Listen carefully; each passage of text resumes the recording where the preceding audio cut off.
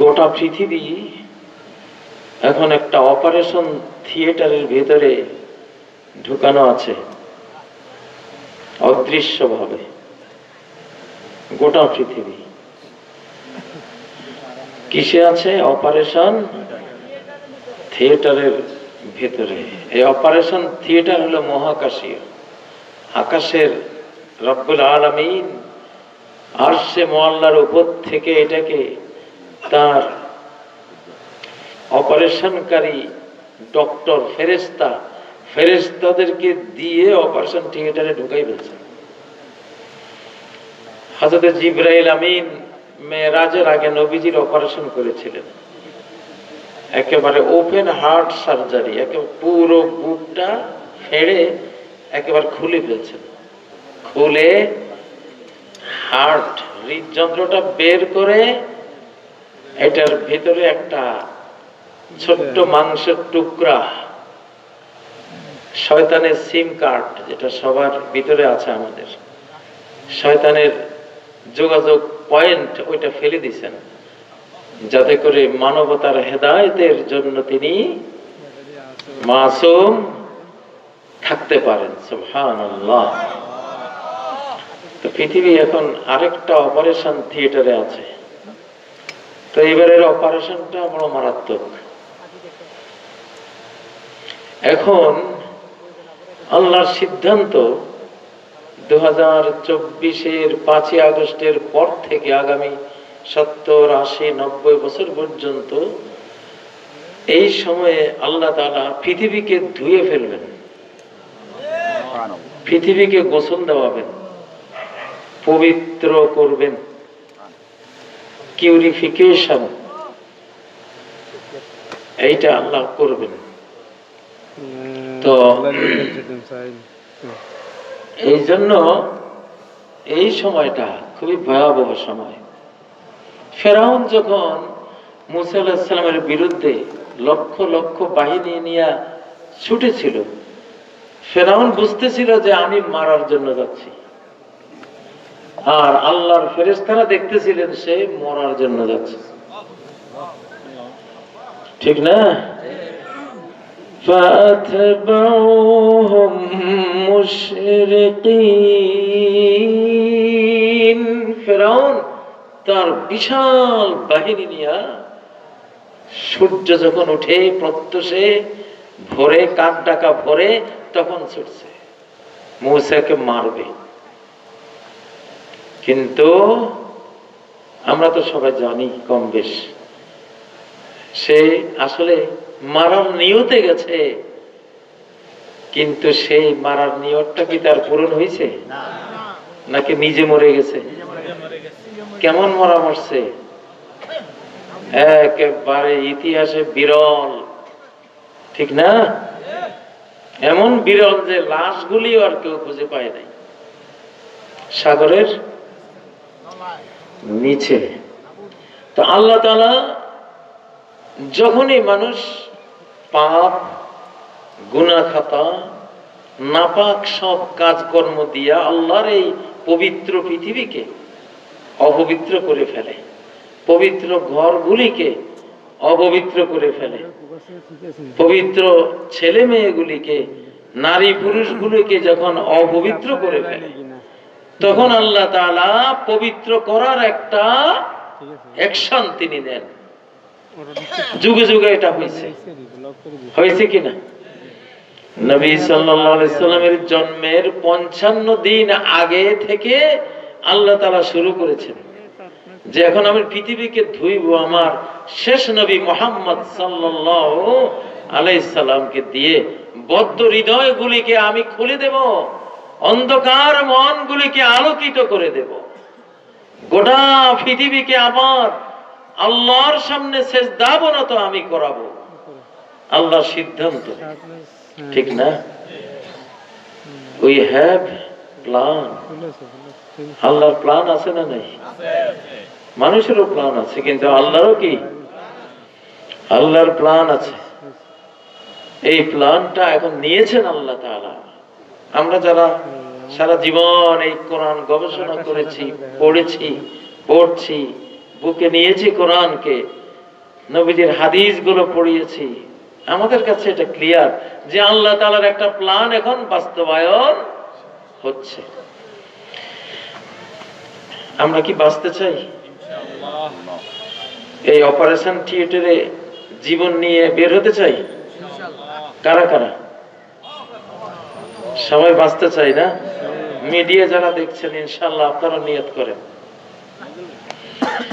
অন্তত 500 থেকে 600 কোটি মানুষ এই অপারেশনে বিদায় হয়ে যাবে। এই অপারেশনে বিদায় হয়ে যাবে, বিদায় হতেই হবে। বিদায়, আমার নাম আপনার নাম ওই 500 কোটি বা 600 কোটির মধ্যে আছে কিনা এটা তো টেনশনের বিষয়, ঠিক না? ঠিক। এইটার একটা নমুনা আমি দেই কি ধরনের মানুষ বিদায় হবে। কোরআন থেকে একটু কয়েকটা নমুনা দেব। সূরা কাহফের একটা ঘটনা, সেখানে সূরা কাহফের 80 নম্বর আয়াতে وَأَمَّا الْغُلَامُ فَكَانَ أَبَوَاهُ مُؤْمِنَيْنِ আমি যে একটা কিশোর হত্যা করলাম, খিজির আলাইহিস সালাম, উনি কিন্তু আছেন, এটা নিয়ে বিতর্ক আছে খিজির আলাইহিস সালাম আছেন কিনা। এটা তো খোয়াজ খিজিরের ভিটা নাকি খোয়াজের ভিটা বা খোয়াজের ভিটা, এটা খিজিরের সাথে জড়ানো। আমি ছোটকালে শুনতাম এটা খোয়াজ খিজিরের ভিটা।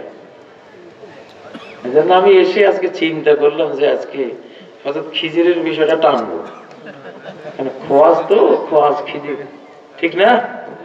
ছোটবেলায় ওস্তাদরা বলতে এই পুকুরে কিন্তু গোসল করতে নেমে কেউ পেশাব করবি না, খোয়াজ খিজির আছে পানিতে, ওনার গায়ে পড়বে, পরে তোদের ক্ষতি হবে। মানে একটা কথা, আসলে তো উনি সাগরের ভিতরে উনি কাজ করেছেন। মুসা আলাইহিস সালামের ঘটনা এটা প্রমাণ আছে না, উনি সাগরের ভিতরে কাজ করেছেন। মুসা আলাইহিস সালাম মহাসাগরের ভিতরে গিয়ে ওনার সাথে সাক্ষাৎ করেছেন। ওই জন্য এমনি পানিতে পেশাব করা নিষেধ, এটা হাদিসে আছে। লা ইয়াবুলান্না আহাদুকুম ফিল মাইদ দাইম সুম্মা ইয়াগতাসিলু মিনহু, যে পানিতে স্রোত নাই এমন পানিতে গোসল করতে গেছে, ওখানে আবার পেশাবও করছো, তাহলে তো তুমি পেশাবের মধ্যে গোসল করলা, তাই না? ঠিক না? আচ্ছা যাক, তো এইখানে একটা নিষ্পাপ কিশোরকে খিজির আলাইহিস সালাম মেরে ফেললেন আগামী একটা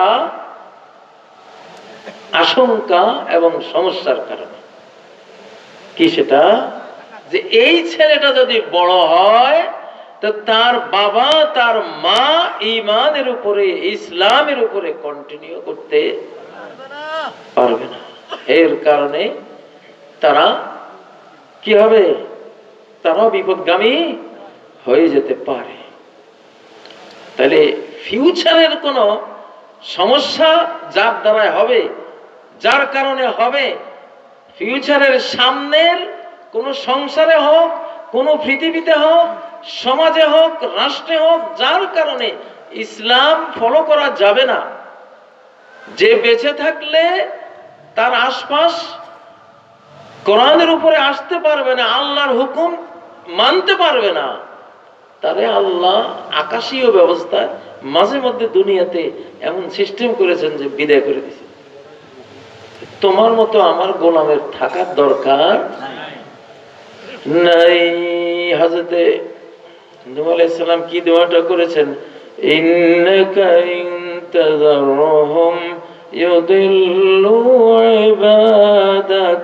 আল্লাহ, একটা বেঈমান যাতে পৃথিবীতে না থাকে আল্লাহ এমন ভাবে নিপাত করো তুমি। সূরা নূহের শেষ আয়াতটা এমন ভাবে নিপাত করো একটা বেঈমান যাতে পৃথিবীতে না থাকে, কারণ এগুলি যদি থাকে তোমার বান্দা বান্দিরে এগুলি গুমরাহ করে দেবে, তোমার পথ থেকে ইসলাম থেকে সরাই নেবে। ওই সেই ওদের বাপদাদার ধর্ম, ওদের হে পুরান গুমরাহি, শিরকি, কুফরি, বেঈমানি, ওগুলির পথে নিয়ে যাবে। আর এরা থাকলে এদের ঘরে যেসব সন্তান আসবে ওগুলিও ভালো আসবে না। ওয়ালা ইয়ালিদু ইল্লা ফাজরান কাফফারা। আর এরা জন্ম দেবে ফাজের, চরিত্রহীন, গুন্ডা পান্ডা, খুনি, জিনাকার, দর্শক, কাফারা এবং কুফরিকারী পোলাপান জন্ম দেবে। অতএব আল্লাহ এগুলিকে সাফ করে দাও, নাহলে আগামী যে তুমি এই পৃথিবীকে সুন্দর করতে চাও এটা হবে না। ঠিক এই ক্রিটিক্যাল সময়ে এখন পৃথিবী আছে। প্রেসিডেন্ট ট্রাম্প যে গোটা আমেরিকার সব ডেস্ট্রয়ার, বিমানবাহী রণতরী, তার B-52, তার বোমারু বিমান, তার F-35, F-50 দুনিয়ার সব নিয়ে এসে বাহ্যিক তো সবাই দেখতেছে ইরানকে মারার জন্য, কিন্তু না, মনে হয় না এটা অন্য এক গোপন শত্রুকে মারার জন্য বা তাদেরকে ঠেকাবার জন্য এরা আসছে। এটা হাদিসে আসছে, এটা দুনিয়ার কোন মিডিয়া এটা বুঝবেও না, বলতে পারবে।